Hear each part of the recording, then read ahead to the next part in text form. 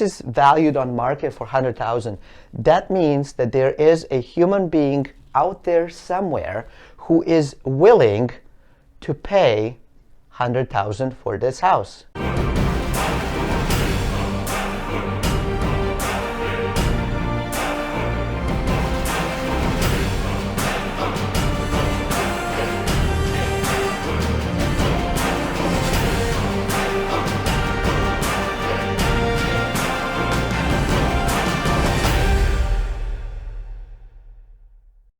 Arbitrage. It is one of the greatest ways to make wealth in your life if you understand the power of what it actually is, where you can use it, and how to best use it in your life. Hi everybody, my name is Nev Kraguljevic. I'm an investor turned educator, turned teacher, turned speaker, and now trying to do this whole online thing. So I wanted to spend a little bit of time sharing with you what arbitrage is, where it exists, how to use it, and how to really start thinking about things in a bit different way that can help you with money. So arbitrage, in the most simplest way to explain it, is really a play between buying something at a low price and selling it at a high price. That's sort of the main definition. If you were to search online and put in arbitrage definition, it would basically say that it's trading by buying something low and selling something high. If you really think about it, that is the basis of investing. That is the basis of selling and e-commerce, or just regular commerce, I guess. E-commerce is just more popular these days. That is the basis of financial structuring, how banks operate. So everything and anything that you can possibly think of around business is all arbitrage. And that is why I wanted to do the video, to really start exploring these different things. So if you are a business owner, for example, small business owner, large business owner, middle size, thinking about becoming one, it doesn't really matter. One of the ways to play the arbitrage game is through employment. So you have multiple choices when you're thinking of employing folks. One of the ways to employ, obviously, is going to be your local folks. If you're a local business, you might look and say, well, maybe I'm just going to export my labor to a country or a state where labor is cheaper, which is what a lot of companies are doing by moving their labor, say, to Asia, China, Malaysia, Thailand. Sometimes they move it to Eastern Europe, so you will see a lot of our clothing is actually made in places like Bulgaria, Romania, sometimes even Turkey. So you can kind of think of it in that regard as well. Or now what is happening with a lot of businesses, when people are talking about the age of AI, is people are considering, well, could I get a computer? Could I get a robot to do what I would hire a human to do? So that's all arbitrage, because what you're trying to do is say that you have a product that costs, I don't know, $10 to sell, right? Well, that's what it costs to the consumer, right? That's what the consumer pays. But this $10 per product for a business has to cover all of the labor, right? So I'm going to put all of the labor right here. It has to cover like the raw supply stuff. I don't even know how to draw that. So I'm just going to put raw, because I don't know how to draw that. I didn't think this one through. So it has that. It has to cover, right, the plant of where this is produced.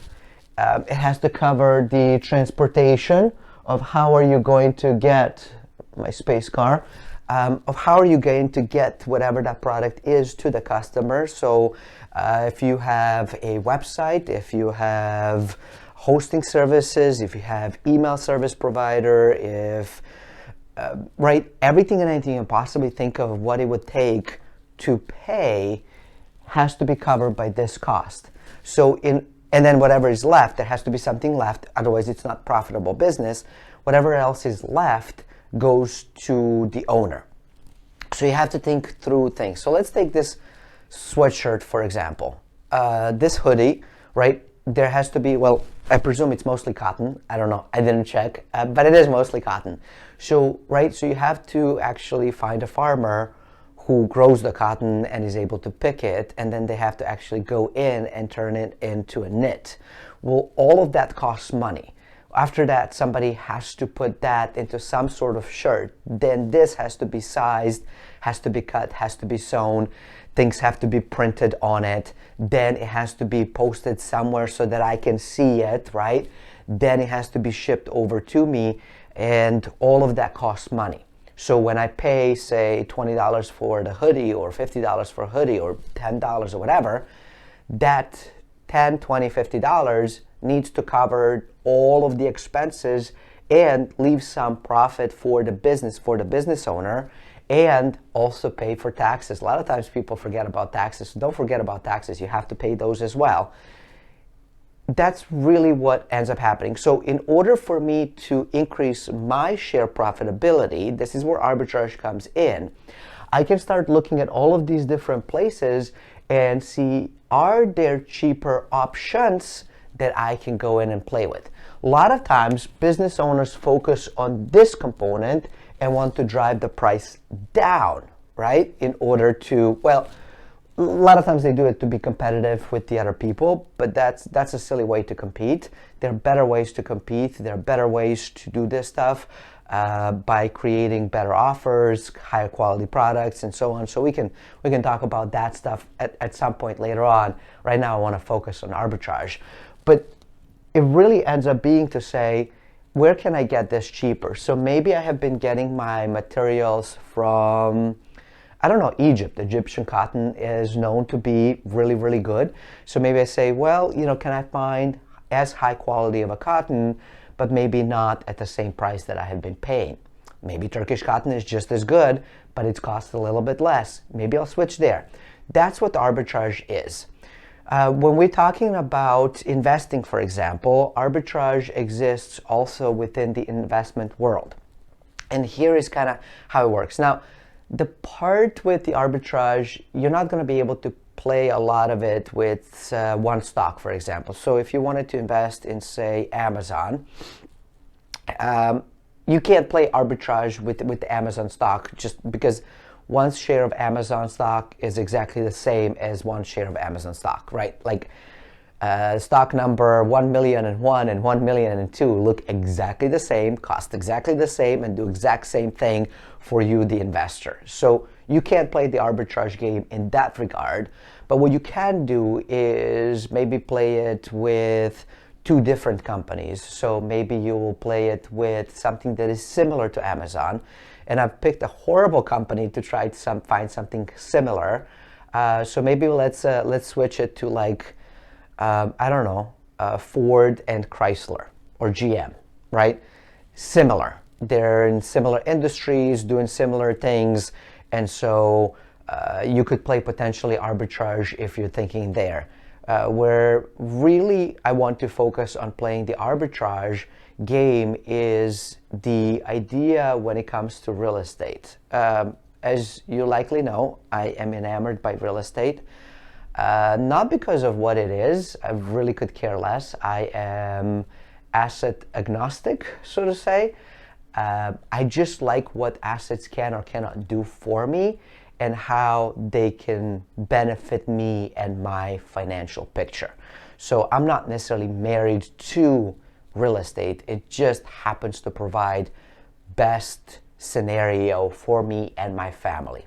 That's it. It's the basic line of why I am enamored with it. It has nothing to do with anything else. I also find houses beautiful, but that's a different kind of story. I find a lot of things really beautiful, but I don't buy them or invest in them. Okay, so when it comes to real estate, unlike stocks, no two houses are exactly the same. They might be very similar. They might be, if you're looking at the sort of planned development area, they will be sort of cookie cutter thing. But even then, if it's not brand new, if people have been living there, people have been updating it in different regards. So you might have two houses that were built by the same builder next door to each other, look exactly the same on the outside, but person A moved here and person B moved here, and person A is not doing anything to sort of update it, whereas person B has done all kinds of cool things and now you walk in and instead of 3 bedrooms he has 4 bedrooms, instead of 1 bathroom he has 2 bathrooms. There's the sunroom and beautiful backyard and brand new kitchen, brand new bathroom, brand new wood flooring. Like, it's all these cool things that they have added to it. Well, all of that adds value to it. So now these 2 houses that started very much the same, like twins, because this one was doing a lot of things and adding, has a much higher value. So where the cool part is with arbitrage in real estate is that I can find properties at a deep discount. And in previous video, I believe it was yesterday, I have shared with you sort of how to do that new way of buying value property, value real estate, how to do value investing. And if I'm able to, that's a huge where arbitrage comes in. If I am able to find this house, right, that is valued at $100,000, and I'm able to purchase it for $20,000, and if you have watched the video from yesterday, and I will put a link below where you can watch it in case you don't know what yesterday is or watching this 20 years from now. I don't know. But, oh, not 20%, sorry. For $20. So it's valued at $100,000. You purchase it for $20,000. If this is valued on market for $100,000, that means that there is a human being out there somewhere who is willing to pay $100,000 for this house, right? Because that's what the market value is. We just happen to have discovered how to purchase it, where to find it, by using arbitrage to find it at a deep discount. So now, when we're talking about potentially flipping houses, which is another form of arbitrage if you really think about it, it's just that I find that this way is way better than the traditional way to flip houses, because traditionally, you will purchase this $100,000 home for maybe, I don't know, $90,000, $95,000, and yeah, you're still getting a discount, but it's not as awesome of a deal. And then you have to put in all of this stuff and all of the value in it, right, by putting the new kitchen and counters and flooring and painting and all this different stuff to try to raise the value of this and then try to sell it at a market price. And what I love about the strategy that I implement, that I teach my students, is how to find this house of $100,000, pay only $20,000, and then flip it over to this guy who actually really, really wants that house. And maybe you don't even charge $100,000. Maybe you charge a little bit less because you're still making money and he's getting a great deal. So that's kind of the cool piece and the strategy, and that's really what arbitrage kind of comes in when it comes to real estate, is playing on the market, playing on what actually exists out there, spending a little bit of time to pause, to research, to learn, and then start implementing some of the strategies, because arbitrage is arguably the best way to make money ever. Okay. Now, I want to also talk about 2 other ways to play with the arbitrage game. So we talked a little bit about the investing piece. You can play arbitrage investing with Forex as well. That's where it's really big. Forex is foreign currency exchange, so you can play it there. Cryptocurrencies function exactly the same way as Forex as far as playing the arbitrage, so you can do that as well. You can play the fiat currency, which is the government issued currencies like dollar, yen, euro, that kind of stuff, with the cryptocurrency, so you can play arbitrage there. You can actually play arbitrage with precious metals and currencies and cryptocurrencies, so now you can add more things to it. You can add real estate to it as well. And then the part that is really cool of what you can also do, which is, I mentioned 2 things, is one of them is when it comes to finances. So there's an arbitrage that you can do when it comes to borrowing, for example, and playing that spread of how much money costs you to borrow and how much money costs you to lend or to do something with. And tomorrow I'm actually going to go into much more depth about what that looks like and how that works, but I'm just going to give you sort of a big picture of what it is. Say that it costs me, I don't know, this is basically what banks do. Let's put it of what banks do, because that's going to be super easy. And once you understand it, it might actually make you angry, but don't get angry. It's not going to solve anything. We might as well learn and then start implementing in our lives. That's just how I see it, because why waste my energy getting angry about something I can't change, I can't fix, I can't control whatsoever. But once I understand the strategy, I can implement it in my life and then play along with the big boys exactly of what they're doing. Why not? So the bank will go to the Fed Reserve to borrow money, or they will go to the repo markets to borrow money. And you might have heard of repo market is a hot mess right now. Okay, it's been for a while now. And I don't know if there's an end in sight. I'm sure that there is at some point. We just don't know when exactly. But say I'm a Bank of America and I want to borrow funds because I need funds to operate and remain solvent or whatever. And I need to borrow from the borrower of last resort, being the Federal Reserve, also known as the Fed. Now, the interesting piece, just in case you don't know, Federal Reserve is our central bank in the United States, so to speak, but it's not government owned. There's nothing federal about it. There's really no reserves in it whatsoever. And it's a privately owned corporation. So I just wanted you to know that in case you are thinking that it has something to do with government, it doesn't. It's just somehow, somewhere it got voted in. Well, I know when and where, but Bretton Woods has to do with that. So go look at your history. But anyways, they'll go to the Fed, and Fed right now is lending at what? I don't know, 1%, less than 1%, right? So let's say I borrow at 1%. Let's be generous, even though that's not the case. I borrow at 1%, right? So what do I do when I'm lending money, right? You guys know this probably better than anybody out there. When you go to the bank, do they give you a loan for 1%? No. Do they give it to you at zero that they got it? No. The best that they give you, they were like, oh, we're going to make you a deal at 5%. And you're like, yes. Meanwhile, they are making money through arbitrage, through that spread, because remember, it cost them only 1% to get that cash. And now they're giving it to you at 5%, typically for a mortgage, or like 7% for a car, or 25% for a credit card. So you can imagine and see the scope of what they can play. So that's kind of how to think about arbitrage when it comes to the financial and finance and that kind of stuff and that kind of thinking.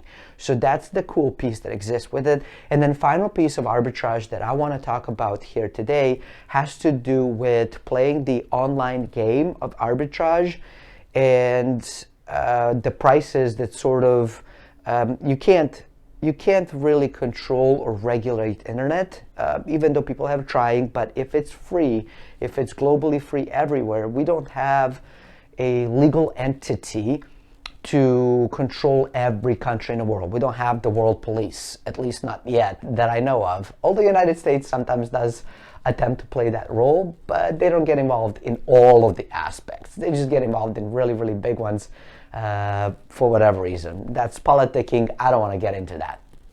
So what ends up happening is that you can sometimes find things online. Say that you are looking for, I don't know, a bracelet, right? You're looking for a bracelet. You can go on multiple places to find a bracelet. So you can walk around the town, right? Go to your favorite jewelry store, visit your favorite jewelry store online.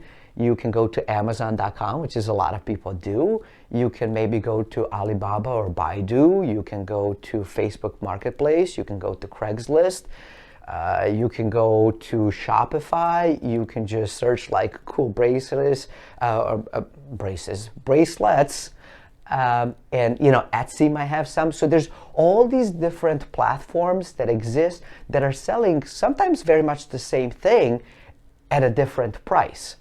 Where the arbitrage comes in is that a lot of times we think of getting the best deal when we're trying to buy something for ourselves, but it works in business, and it works incredibly well in business. And that is by going out there, looking at what the other stuff kind of exists and where it is, and then maybe buying it on the site that is cheaper, and then selling it on a site that it makes a bit more sense to do. I believe that Gary Vee has been talking about this for a very long time. So Gary Vaynerchuk has been talking about this for a very long time, and that's just another way to do arbitrage. So there's multiple ways to think about arbitrage. I just want to point out a few different things, because I am sure that now within your business, within your investing things, within your life, as you're thinking and going through it and wondering of how do I do better with making my money, how do I better invest my money, how do I play this whole game of trade, how do I improve my business and my business profitability, all of that stuff is going to be based off of arbitrage. And some of the wealthiest people in the world have gotten wealthy because of arbitrage, exactly. And then they have, of course, used real estate to protect their wealth, to grow their wealth. A lot of times they have used arbitrage within real estate in order to continue to grow it. And they used finance a lot in order to help themselves get to the better points. Even Jeff Bezos, as you know, who's a founder of Amazon, uses arbitrage all the time by finding places where he can get things for cheap and then selling it to us at a profit. Because of the convenience, he's able to do that. So start thinking about what are the convenient ways that maybe there are certain things that exist out there but are not delivered in a convenient way, and how can I start creating something to deliver things to more convenient way. Internet is an amazing tool to do that, and I wish I paid more attention to internet, I don't know, 20 years ago when I first arrived to the United States. But by that point, I barely even saw the computer, to be honest with you. And I learned how to use a computer and like figure out how to type when I was 19, 20 years old. So super embarrassing for somebody my age, but that's the truth. I didn't grow up around computers. I didn't grow up around technology. And so I am spending now my time learning as much as I can, as quickly as I can, to be able to get myself up to this new age. And some of you might completely relate with me and say, oh my gosh, that's me too. I am right there with you, Nev. And some of you might be much younger and just dying laughing and going like, oh my gosh, who is this dinosaur? He looks like one of us, but he is definitely not. So there you go. This is what arbitrage is. Hopefully this is helpful to you, that is helping you start thinking differently about your business, about your investing, and how you can play the game. One of the things that I didn't mention, so I apologize for that, is that within the stock market, particularly where the arbitrage comes in, it has to do a lot with options and how those are bought and sold. People will talk about options being very risky and very scary. They're not. They're not any more risky or scary than stocks, ETFs, bonds, or anything else.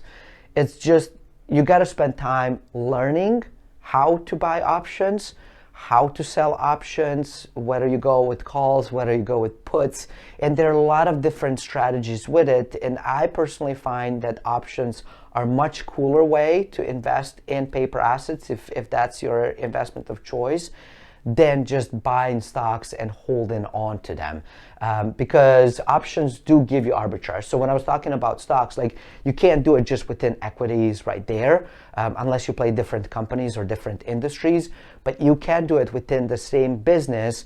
You can do arbitrage by focusing on options and learning from it. So if options is something that you're interested in, there's a lot of different places where you can learn how to invest in options.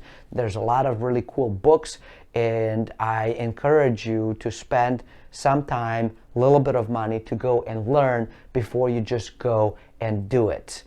Until next time, stay forever money blessed, and do remember, you are only one deal away.